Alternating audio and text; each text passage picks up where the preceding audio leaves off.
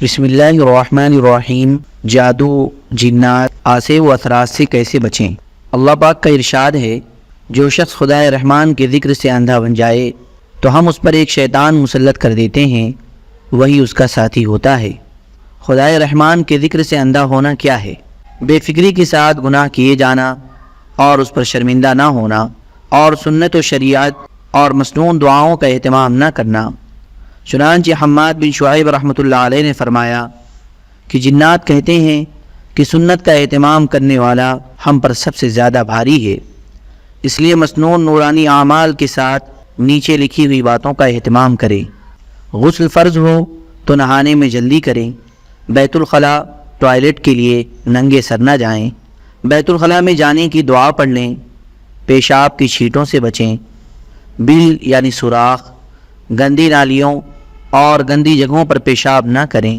چھوٹے بچوں کو پیشاب کرانے کے بعد دھو کر پاک کر دیں۔ بچوں کے اور ہر قسم کے ناپاک کپڑے دھونے میں دیر نہ کریں۔ پیمپر میں پیشاب کے ساتھ بچوں کو زیادہ دیر تک نہ رکھیں۔ حیض کا استعمال شدہ کپڑا پھینکنے سے پہلے اچھی طرح دھو دیں۔ ناخن کاٹنے میں اگر پورا کٹ گیا ہو تو اس کے ٹکڑے کر دیں۔ بال ٹوٹ جائے یا کنگھی میں رہ جائے تو اسے 2 ٹکڑے کر دیں۔ میوزک اور تصویروں سے گھروں کو پاک رکھیں۔ غروب سے کچھ پہلے بچوں کو گھر سے باہر نہ نکلنے دیں، اس وقت شیطان نکل پڑتے ہیں۔ جب کچھ رات گزر جائے تو کوئی حرج نہیں۔ گھر کا دروازہ بند کریں۔ کپڑا پہنیں، اتاریں، ٹانگیں یا کوئی چیز کھائیں پئیں تو بسم اللہ پڑھیں۔ خود پڑھیں، بچوں کو بھی پڑھائیں۔ بستر پر آنے کے بعد آیت الکرسی پڑھنے سے ساری رات اللہ تعالیٰ کی طرف سے ایک محافظ فرشتہ مقرر ہوتا ہے۔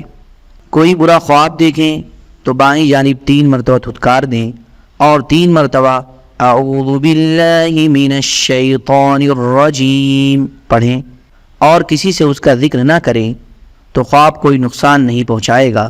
پھر کروٹ بدل کر سو جائیں۔